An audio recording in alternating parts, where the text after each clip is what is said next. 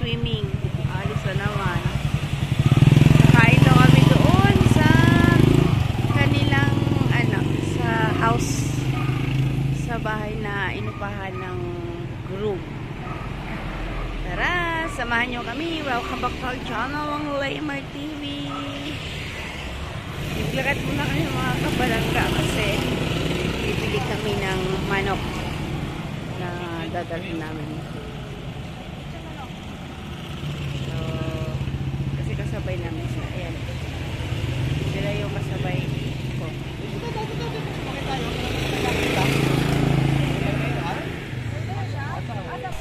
Wala kami makitang manok mga kapalangga. So, sakay muna kami. Iikot ko lang yung camera.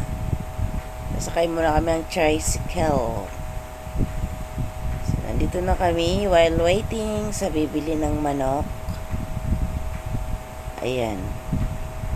Nakipag-negotiate pa yung mag-ama ko sa tricycle driver. Gatay lang ako doon sa sa manugang ko na makabili ng manok.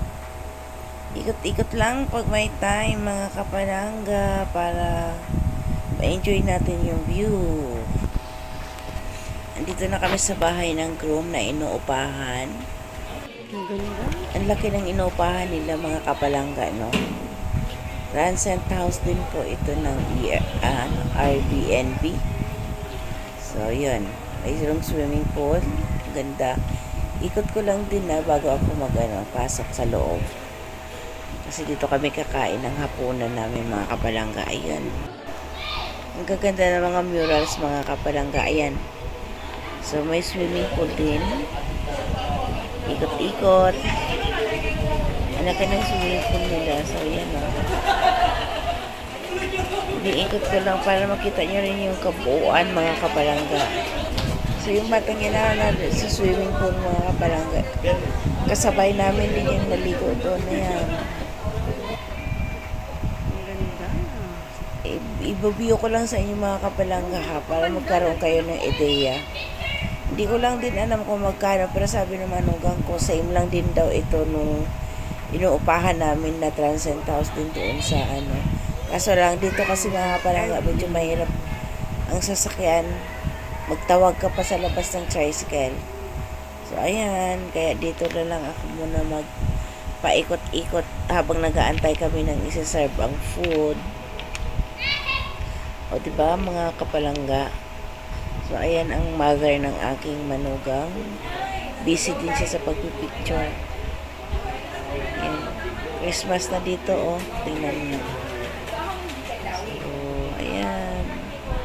Enjoy ang mga pati yung baby sa sa pool. Enjoy na enjoy din. Halos ayaw nang umalis yan dyan. Kanina pa yan liligo. So, then na kami mga kapalangga kumain. Gabi na. It's time to go home.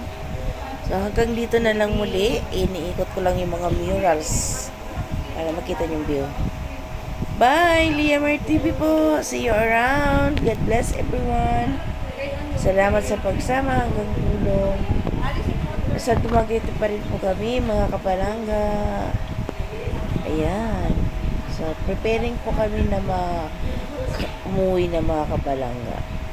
So, binubiyo ko lang po ito kasi tomorrow is uuwi na kami pabalik ng Maynila. Ayan.